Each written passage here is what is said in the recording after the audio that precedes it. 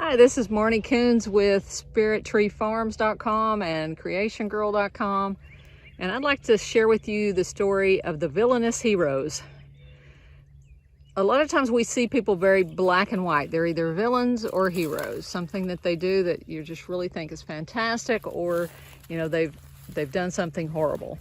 Okay, so this field used to be completely overgrown with brambles. It started off clear and pretty like this green, but then over a decade it started to overgrow when we didn't have tractors to keep up with it.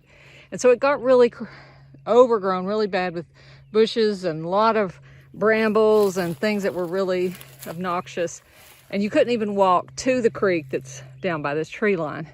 That was about 11 years ago. And then a member of our family made a deal with the neighboring sod farmer, and he could grow sod on this field if he cleared it off and everything, and he would keep it clean.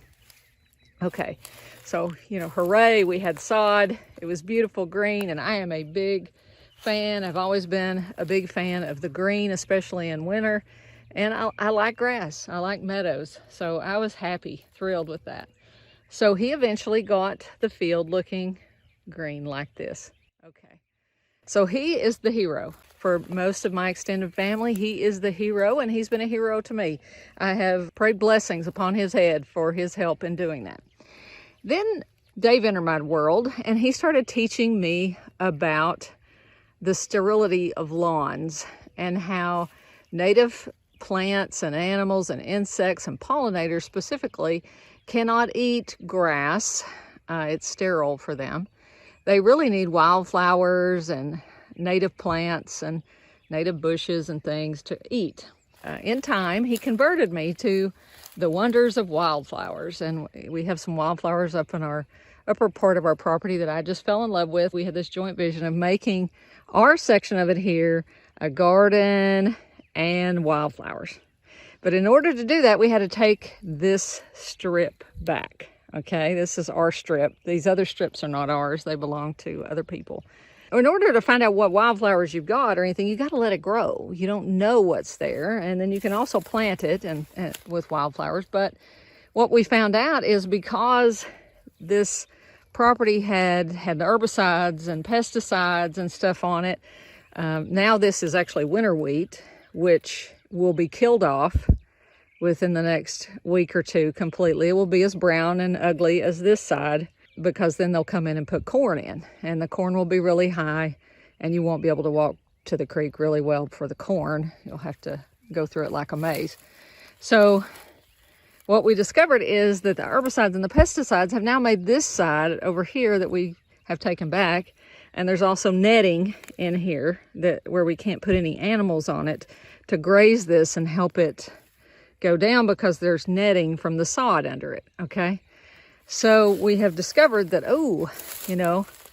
this thing that we thought was so great had some downsides to it, right? And so we could make this gentleman who helped us out into the villain of the story. He's a hero who has now turned to the villain, because our property here is basically useless if we want to stay away from herbicides, pesticides, and try to put wildflowers in. So the wildflowers we tried, we burned some things off, tried to plant it, it didn't take. So we're working this soil, trying to get it back to where we could have this vision that we have of wildflowers going all to the end. And of course, other people who see us doing this, see this as an eyesore and think we're, trashy.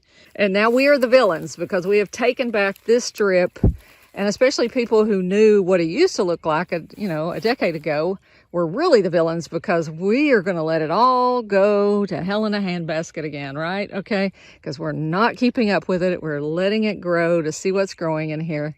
And we've actually discovered there are some cool things growing in here. We have Joe Pye and some really medicinal herbs and things that are growing. We've planted some elderberries and pawpaw that look like they're going to take. So some things are working little by little. So depending on your value system, you're either the villain or the hero in other people's eyes. And neither of them is true. You're just a person who has values. You know, if you value the green grass and the corn, and, you know, people can eat the corn, the animals can eat the corn, and if that isn't what you value higher than, say, wildflowers or pollinators or things like that, then okay, this side's the villain. But if you think, oh, we've got to save the wildflowers and the pollinators and, you know, the native plants and stuff, then we can say, oh, these people are the heroes, right? But neither's heroes and neither's are villains. They're just two sets of groups of people who have two different value systems about what is important, okay? So when you look at other people's messes, maybe stop to think that they may be in process.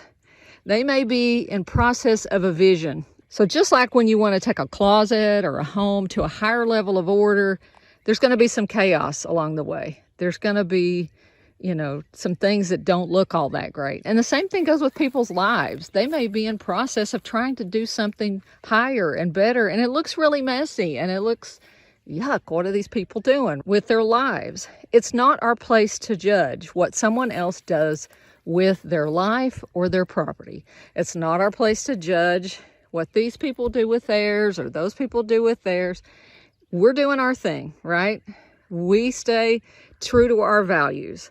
They stay true to their values. That is their prerogative. That is their choice. So there's no judgment going over here about what's happening. In an ideal world, we don't go around judging other people and what they do with their lives or their property, because they're doing the best they can and they're living true to, hopefully living true to their own values. That's what really matters, is the value system. And of course we can educate people and help them understand our viewpoint, but that should be done with love and patience and no judgment. So that's my parable of the villainous heroes. I hope you found it helpful and gave you some ideas for what you can do in your own life and the way you view other people and how to approach them with love and kindness and understanding of their values and not judgment. Y'all take care and God bless.